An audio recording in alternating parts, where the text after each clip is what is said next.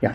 So I'll be talking on the clinical aspects of basal insulin. After that, talk by Dr. Suvarna on the the what happens behind the hood.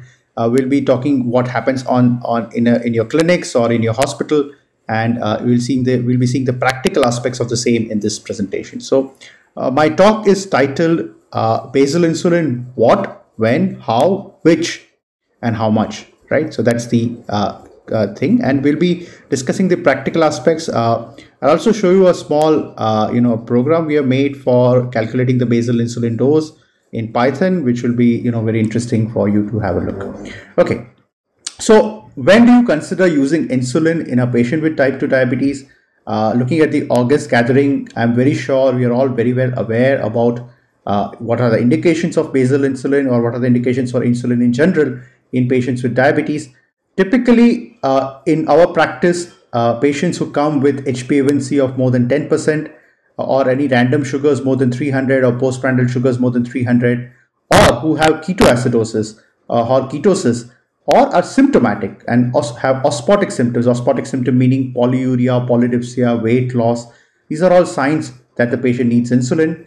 Sometimes patient is on multiple oral antidiabetic drugs, typically 3 or 4 antidiabetics, and they still continue to have high sugars.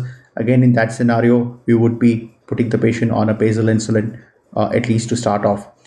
Patients with renal dysfunctions, liver dysfunctions, special considerations like hyperglycemia in pregnancy, infection, hospitalized patients, severe hyperglycemia, all these situations, we would require insulin. So again, I'm sure all the people who are listening to this talk are very well aware about when to start the patient on insulin. Now we'll see how we do that. So, what studies have shown and what we have learned in our own practice as well over a period of time is that, early aggressive insulin initiation is a good thing on a long run basis, right? In fact, overall, the fundamental of diabetes management in my practice and what I've learned over the period of time, and what now the world is also moving towards, is early aggressive diabetes management. So what we have seen is, and what time and tested studies have shown, and what long-term extension studies have shown, is that when patients are intensively managed during the early phase of the diabetes, they tend to do very well in terms of both microvascular as well as macrovascular complications in a due course of time. Unfortunately, I'm sure it may be very similar in your country as it is in my country, that a lot of these patients, the treatment is very slow, it is lethargic, and we tend to have a lot of inertia in our treatment. The patients are, the dose of the medications are titrated very slowly, adding of new oral antibiotics is done very slowly, and insulin initiation is done very late. And because of this situation, what happens is that the complications are seeded early on, and they tend to start showing up in due course of time, and the patient ends up with more complications than with solutions. And another thing which we have learned over a period of time is that when patients come with very high blood glucose values, they tend to be in a state of what is known as glucose toxicity or glucotoxicity. And let's say typically a patient having blood glucose in milligram per deciliter of 300 or 400 milligram per deciliter, in such a scenario, unless you break the glucotoxicity, the oral antidiabetics which you are giving are not going to work very well. So hence it is very important to start the patient on insulin whenever indicated. I'll not say early, but I'll say timely. That's a better word to use, right? So the timely initiation of insulin is very, very important in clinical practice. And I think we need to have our eyes and ears open and to tell our patients when they need insulin and when they don't. So timely, again, I'll not use the word early, I'll use the word timely. And timely insulin initiation prevents beta cell exhaustion. In fact, whenever you have diabetes, remember, diabetes is a disease of an imbalance between your insulin resistance on one hand and insulin production on the other. So when a patient comes in a glucotoxic state, what happens is there is a stunning of the beta cell, and in that scenario, if you break the glucotoxicity by giving the patient insulin, there is some residual beta cell which starts functioning, and the patient does well, not only on a short-term basis, but also on a long-term basis in terms of glycemic management. So again, timely insulin initiation is very, very important to prevent beta cell dysfunction over a period of time. So overall, if you see the study, I think the master study, that is the UKPDS, has shown that when you reduce the HbA1c by just 1%, You reduce the death because of diabetes by 21%, myocardial infarction by 14%, and microvascular complications like your nephropathy, neuropathy, retinopathy by 37%, which is a big number. And having said that, which drug is for sure going to, or which agent is for sure going to reduce your HbA1c by more than 1%, the only available agent which can do it effectively and with surety is actually insulin. Right? Insulin can reduce your HbA1c from very high values, about 10 or 11%, to normal range, that is 7% or less than that, very easily. So that's why you need to have timely insulin initiation, which will, if you see in terms of mathematics, if I bring your HbA1c down by 3%, I'm reducing your chances of death by more than 20%, right? Close to 50%, which is quite significant. So American Diabetes Association and AAC both recommend initiation of insulin with basal insulin. Basal insulin is the choice of therapy, and we'll see how basal insulin plays into a strategy. We'll see in a few minutes with a few slides. I'll show you some CGM data as well. ADA recommends starting 10 units of insulin, but I don't agree with this recommendation. I'll tell you why in a few slides as well. And again, AAC also says that when you have multiple oral anti-diabetic drugs, or if you have one or more first-line agents in practice, and still the patient's HbA1c is high, more than 7.5%, you can consider adding a basal insulin to therapy. Now, the other choice for you is premixed insulin, but then there are key differences between basal insulin and premixed insulin. Premixed insulin requires multiple doses of insulin, whereas a basal insulin, you'll just need one shot. Overall, the insulin requirement is higher with premixed insulin. Additionally, what happens is that the premixed insulin doesn't give you the flexibility which a basal insulin can give you, because what happens is that when a patient is on a premixed insulin, you tend to have two insulins which are combined, and in that terms, if your carbohydrate content is not fixed, the patients can land up either with hypoglycemia or hyperglycemia. And overall, studies have shown that premixed insulin tend to produce more hypoglycemia as well as weight gain, whereas this is not seen with basal insulin. But overall, I think in my practice, the reason why I always prefer basal insulin over premixed insulin is because of its simplicity. And I'm of a thinking of a minimalistic thinking. I always try to keep things simple.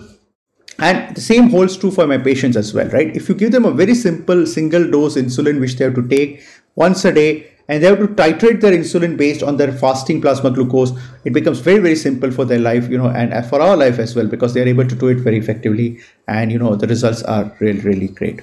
So what is a basal insulin, right? So basal insulin is the background insulin which controls the sugar when you are when you are not eating. So when we are when you've been fasting for a few days, for let's say like in the Ramadan period, you would be fasting the whole day during the daytime.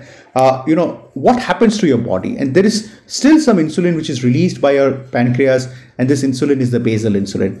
What it basically does is that, remember, there is hepatic gluconeogenesis and renal gluconeogenesis, which produces new glucose. So the glycogen breakdown and the gluconeogenesis, which is done by the liver, this is countered by the basal insulin, and hence it keeps your blood glucose in check. Now, I've done a lot of CGM in myself. I'm a non-diabetic person, thankfully. And what I found is, your glucose value, if you do CGM in yourself, you find that the glucose value actually is maintained in a very tight range. You don't have ups and downs. And, that's a good sign. And that is what body really tries to do by secreting its own basal insulin. Now, unfortunately, in a patient with type 2 diabetes, this basal insulin secretion is depleted, and hence by giving a basal insulin from outside, which mimics this physiology, is something which is very useful. So, overall, what I believe is that if insulin regimen is your sandwich, then basal insulin is your bread, right? It's the bread, it's the standard, it's the base for building up therapy in terms of insulin regime, right? So remember, there is no sandwich without a bread, right? So without a basal insulin, your therapy, your insulin therapy is not going to be successful. So hence you will definitely require basal insulin in your patients. There are currently a lot of basal insulins available in market. You have the standard NPH, you have the Glargine U100, which we are discussing today. You have the Detamir, which it comes from Novo Nordisk, not very popular now. You have Degludec, also from Novo, and you have Glargine U300, which also comes from Sanofi. That's the concentrated insulin from Sanofi. So when do you start basal insulin, which this we already discussed. Let's take a typical case. We have a 40-year-old male who comes with diabetes mellitus. He's on oral anti-diabetic drugs, and his fasting blood sugar is 210 milligram per deciliter, and 240 is the postprandial sugar, and his HbA1c is 9.8. So clearly, it's very clear that this patient is not doing too well in terms of the glycemic management, right? So now this patient, if you see, there are a couple of things I would like to really focus on. So if you see a delta, that is the difference between the postprandial and the fasting sugar, it's only 30 milligram per deciliter. So let's say if the patient maintains the same delta, if I can bring the fasting sugar down from 210 to 120, the postprandial sugar will automatically be dragged down to 150 milligram per deciliter, and both of which are within our target. So in this patient, it is very clear that all I need to do is to bring the base down, that is bring the fasting sugar down to a normal range. So this is the strategy which I'll apply in this patient. Now, what drugs are helpful in bringing the fasting sugar down? So if you see this chart, typically, what this shows is what drugs act on fasting and or pre-meal glucose, and what drugs act on a post-meal glucose. And overall, drugs which are effective in fasting are metformin, pioglitazone, a long-acting sulfonylurea like a gliclazide extended release preparation, a long-acting GLP-1 receptor agonist like your liraglutide or your semaglutide, and basal insulin. These are all agents which actually predominantly control the fasting glucose. So if you see the patient which we are seeing, our best strategy for this patient would be to bring the fasting glucose down to a normal range, and these are the agents which will help us to reach this process. And hence, if the patient is already on a metformin or already on a long-acting sulfonylurea like a gliclazide extended release or a glimepiride, then my options are limited. Generally, pioglitazone is not something we prefer these days. So either we are left with a long-acting GLP-1 receptor agonist or a basal insulin, and this is exactly what ADA recommends in their guidelines, and this also works very well in the clinical practice. So overall, the idea is, the concept of fixed fasting first is this, that as the HbA1c starts increasing, the contribution of the fasting glucose to overall HbA1c is much higher. So typically, if the patient has an HbA1c more than 10.2%, the contribution of the fasting glucose to this high HbA1c is more than 70%. However, when the patient is doing reasonably well, the glucose control is better. In that scenario, the contribution mainly comes from the postprandial glucose. So hence, when you have patients with very high HbA1c, like in our case, the HbA1c was 9.8%, where it comes somewhere in this situation, in that scenario, the patient would require the fasting needs to be corrected, and by correcting the fasting glucose, you will achieve good glycemic control. So always remember this fundamental: fix fasting first.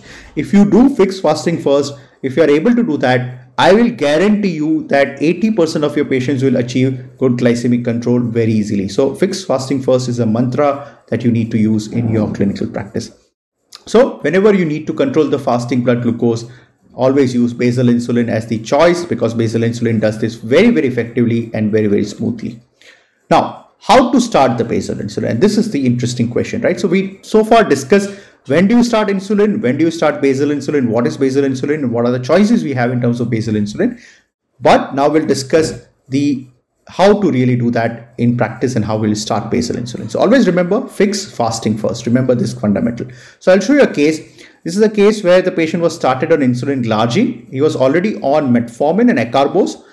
So these agents were already there on board, and we started the patient on insulin glargine. And I'll show you how on a CGM, how just fixing the fasting brings the basal down, right? So on 21st December, Thursday, this is maybe a year or two back, right?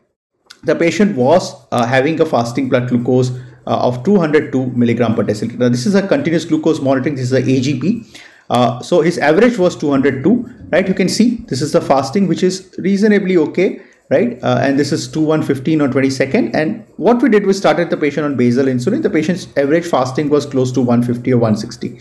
Now, what is happening here? Look, his fasting is now coming down by insulin glargine, but what it's also doing is it's also dragging the overall glycemic control to a normal range. So if you see from here, the time in range, that is the percentage of the time patient spends in the range of 70 to 180, is 36% here and 28% on 22nd December. That is when we started the basal insulin. On 23rd December, this has increased to 70%. 26th, again here slightly high postprandial, so it came down to 56%. But again, we titrated the basal insulin dose again. The average sugar now was 134 with 93% in the target range. So just by fixing the fasting, and keeping the other variables same, we were able to achieve in just a few days.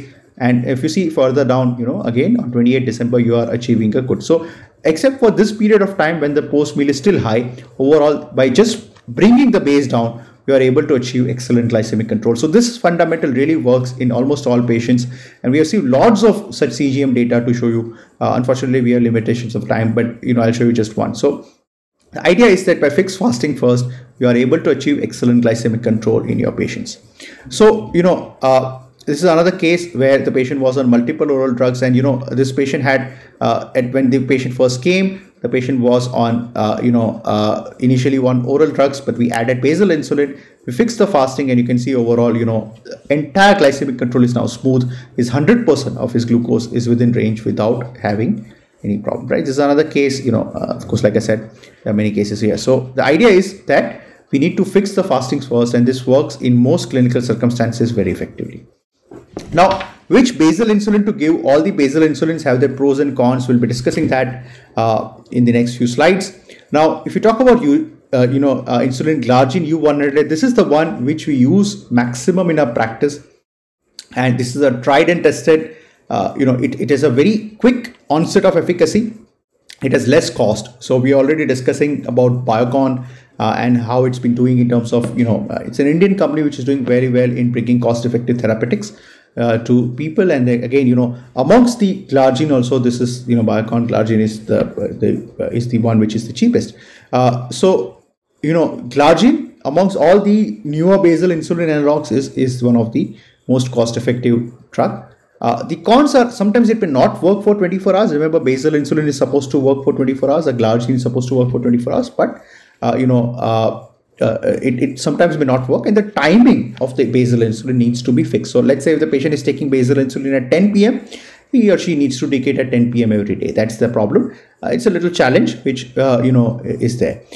You have degludec, which has less nocturnal hypoglycemia. You have flexibility in terms of timing, and you get a flatter glucose profile, but unfortunately it is much more costly, right? So in India it is almost 3 times the cost of your glargine U100. So that's a challenge with degludec. Glargine U300, you have less nocturnal hypoglycemia, more flexibility, again fatter profile. Overall, compared to degludec, is less costly and less volume.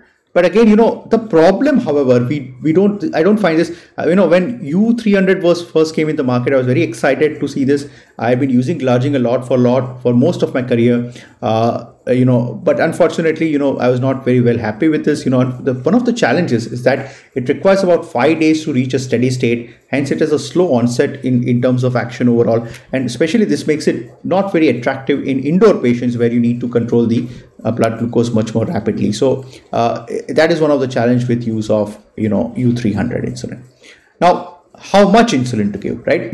So when Banting and Best first developed the insulin, one of the first questions they asked to themselves was, okay, we made this, but how much should we give, right? That's the challenge. And this has always been a challenge across time immemorial. How much of a medication to give. Remember, we all remember this concept that anything which is given in right quantity is a medicine, in large quantity can be a poison, in small quantity is basically ineffective, right? So that's how. So it's very important to hit the right dose.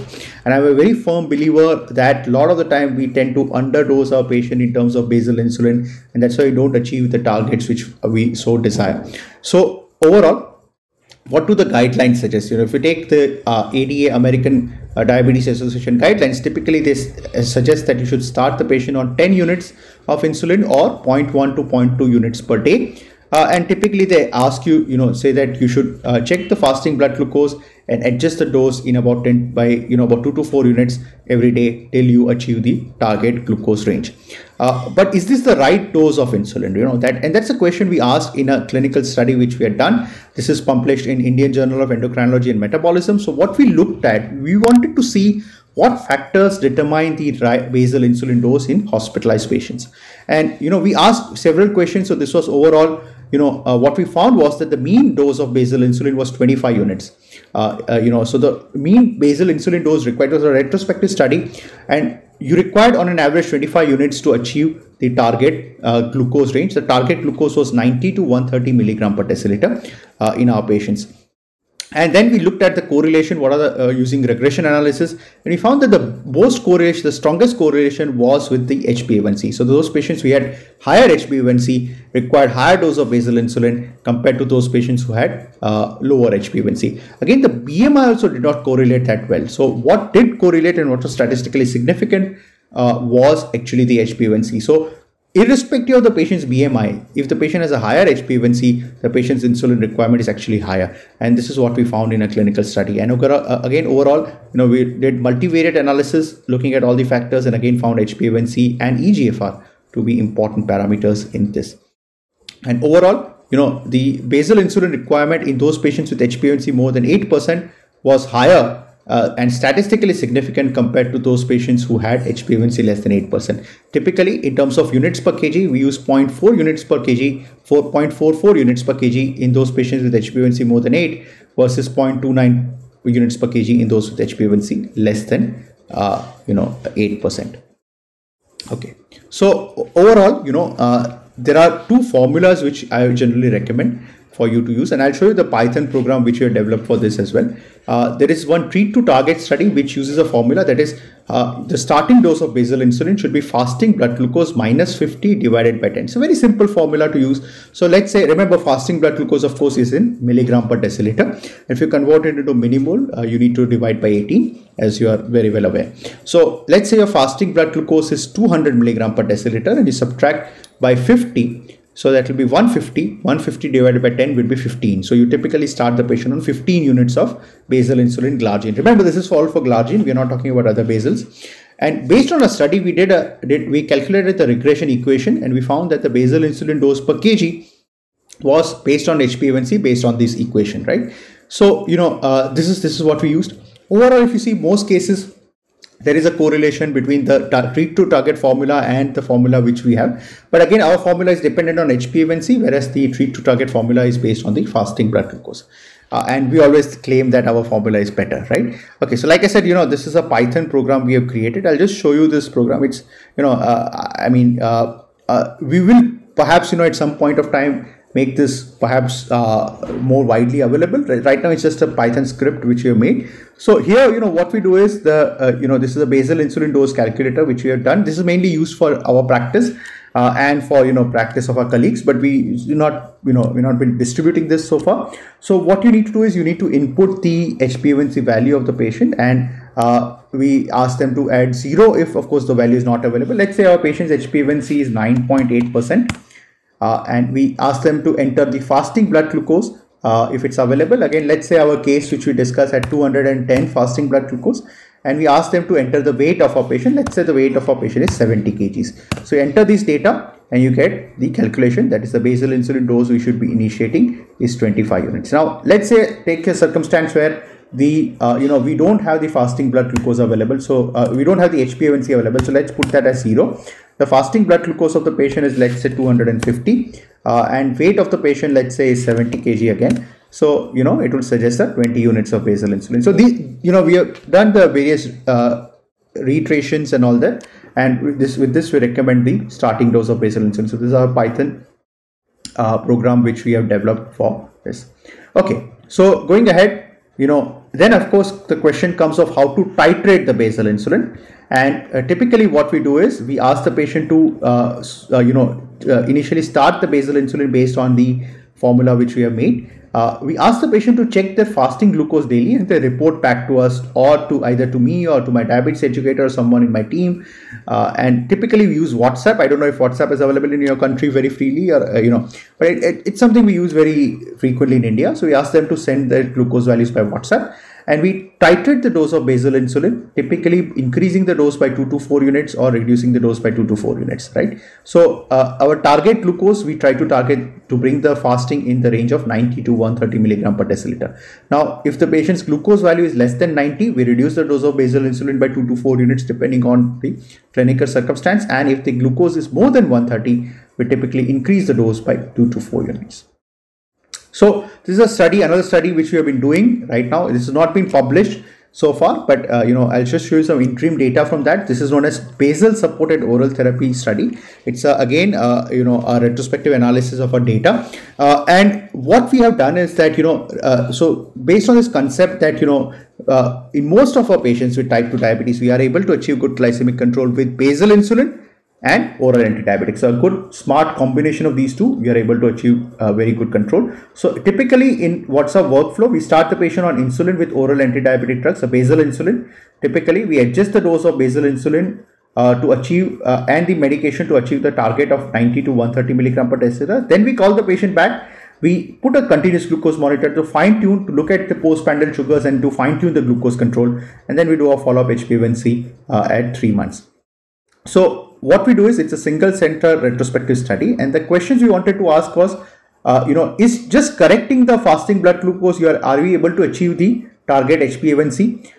What dose of insulin is typically required in these cases, and what are the glycemic parameters which we get from the CGM from based on that, and does any of these insulin have an advantage over the other in terms of this, and does any other oral antidiabetic among the oral antibiotics you have an advantage or disadvantage? So I'll not go into too much details, but these are, we took patients, we initiated insulin for patients with HbA1c more than or equal to 10, any blood glucose more than 300, clinical features of insulopenia like, your weight loss, polyuria, polydipsia, and so on. And the patient was on 3 or more oral antidiabetics and the glucose was not controlled. We switched the patient to, we pushed the patient on basal insulin. We use all these depending on the clinician's preference at our hospital. We use various anti-diabetics. So again, you had DPP-4, pioglitazone, sulfonylurea, SGLT2, GLP, not an oral agent, but an anti-diabetic drug. Again, insulin initiation was done using the formula of treat to target, that is fasting blood glucose minus 50 divided by 10, because unfortunately we do not have HbA1c of every patient at the time of initiation. So we forego our formula and use the one which is given by treat to target study. The patient was asked to check the fasting blood glucose using capillary and send it by WhatsApp. And based on that, we titrated to achieve the fasting in the range of 90 to 130 milligram per deciliter. And when the patient had fasting blood glucose for 3 or more days in the target range, we called the patient back for a ambulatory glucose profile or a CGM. We placed the CGM, we placed a Libre Pro CGM for 14 days. We again called the patient back after 14 days and we looked at the various parameters like glucose management index value, time in range, time below range, time above range, and all. So sort of a early analysis of 64 patients. Typically these patients had a mean HbA1c of 10.2%. When they came to us, which is very, very alarming. 53% of these patients were put on Glargine, just 5% on Degludec, and IDEC Aspart is something we use. Also from Novo Nordisk, we use 42% of that, right? These are the oral antidiabetics, other antidiabetics that we use, AGIs and metformin very frequently used, and so on. So what we found was that again, the mean dose typically was about 23 of Degludec, 28 units of IDEC Aspart, and 30 units of Glargine U100. And typically the based on units per kg, you can see this was the value. So overall, typically, so we, like I said, if you just start 10 units, we're actually underdosing because a lot of your patients with Glargine U100 may actually require final dose of 30 units, which is much higher than the starting dose. Overall, the p-value, that is, there's no significant difference between Glargine and IDEC Aspart in terms of the dosing requirement. And in terms of univariate analysis, the HbA1c and final dose, again, there was no significant difference. When we see the CGM data, this is what is known as a glucose management index GMI value, right? And what we found was, and so this is, and the 77% is the time in range. And what we found was that overall, our GMI value, when you put the CGM, was 131. Remember, it should be less than 154, which corresponds with HbA1c of 7%, which is remarkable. I think it's really good. The time in range was achieved in 70.6% of the patient, and time about range was 20, and time below range was 9.1%. So this was the overall data, which is pretty good. And 78% of the patients achieved the GMI target, which was less than 154, and 60% of the patients achieved the time in range, which should be more than 70%. Again, overall, the target was achieved with 100%. We just 5 patients on Degludec, 81% on IDEC Aspart, and 74% patients achieved the target with Glargine U100. Again, there was no statistically significant difference between these values. Remember, like I said, Degludec, we had just 5% patients, so it's a very small number. Right? Okay, and again, we had achieved excellent glycemic variability. So the standard deviation was just 40. It should have been less than 43, which is good. And the coefficient of variation was 29% or 30%, which is again more than 33% is considered to be high. So it should be, it was well within the range. It was pretty good.